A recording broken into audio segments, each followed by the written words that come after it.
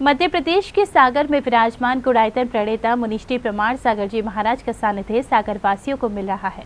इस दौरान मुनिश्री के प्रख्यात कार्यक्रम शंका समाधान में सभी भक्त अपनी शंकाएं दूर कर रहे हैं। इसी क्रम में 26 मई को मुनिश्री ने मां और नारी के महत्व को बताया। मुनिश्री ने बताया कि माँ सबसे गौरवपूर्ण विभूति है और एक माँ मान सम्मान का प्रतीक है। माँ और नारी के बराबर किसी को सम्मान नहीं दिया गया है। आगे मुनिश्री ने कहा, जहाँ नारियाँ देवियों के रूप में पूजी जाती हैं, वहाँ देवता भी वास करते हैं। ये तो मातृशक्ति को पहले स्थान दिया है और माँ तो सबसे गौरवपूर्ण विभूति है। इसलिए भारत में माँ को माँ कहा जाता है, क्योंकि वो मान का पहला अक्षर है। माँ को जितना मान दिया वो किसी को नहीं। आपका एक कहना है कि नारी होने के कारण उसे सम्मान नहीं मिलता। मैं इससे कतई सहमत नहीं हूँ। भारत में एक नारी को और एक माँ को जितना सम्मान मिला है, संसार में किसी को नहीं मिला, कहीं नहीं मिला। हमारे देश में ये कहा गया है, यत्र नार्यस्तु पूज्यन्ते रमन्ते तत्र देवता। जहाँ नारियाँ पूजी जाती है वहाँ देवता भी रमन करते हैं। ये भारत की बात है।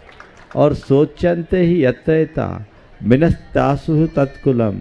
जिस कुल की नारियाँ शोकमग्न होती है वो कुल समूल विनष्ट हो जाता है। ये भारत की उक्ति मुझे समझ में नहीं आता। मुनिश्री ने कहा, आज के आधुनिक जमाने में महिलाएं पुरुषों की बराबरी करने की होड़ में लगी हुई हैं, जो अनुचित है, क्योंकि महिलाओं और पुरुषों का अलग अलग महत्व है। दोनों एक दूसरे के बिना अधूरे हैं। मुझे एक बात समझ में आती है कि आज की माताएं या आज की नारियां एक नारी बनने में उनको सुकून नहीं दिखता। वो अपने आप को पुरुष बनाना चाहती है। क्यों? क्या नारी कहीं से कमतर है? नारी के बिना पुरुष का जीवन भी अधूरा है। तो आपको जो प्रकृति सुलभ नार्योचित गुण मिले हैं, नारित्व मिला है, आप उससे मंडित हो और नारित्व के गुण से मंडित होते हुए अपने जीवन को ऊंचा उठाएं, ताकि इस धरातल को रसमय बनाया जा सके। जितने भी गुण है ना, वो सब स्त्रीलिंग में हैं, और जितने भी दोष हैं वो प्रायः पुल्लिंग में हैं। गिनाऊं? क्षमा, ममता, दया, करुणा, मैत्री, है ना, आत्मीयता, ये सब क्या है? हाँ, स्त्रीलिंग है। क्रोध, अभिमान, आवेश, द्वेष, ये क्या है? पुल्लिंग में। इसका मतलब